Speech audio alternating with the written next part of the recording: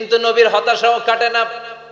মদিনায় বসে আবার হতাশ, আবার কাঁদে, আর বলে আল্লাহ আমার আগের উম্মতদেরকে কাউকে হায়াত দিয়েছো 2000 বছর, কাউরে দিয়েছো 3000 বছর, যারা কম পাইছে তারাও পাইছে 1000 বছর, ঠিক কিনা? যারা হায়াত পেয়েছে বেশি তারা ইবাদত করার সুযোগ পেয়েছেও বেশি। ওয়া আমারু উম্মতি মা বাইনা 60 ইলা 70, কিন্তু আমার উম্মতের গড় বয়স হলো 60 থেকে 70। 60 থেকে 70 এর মধ্যে শেষ।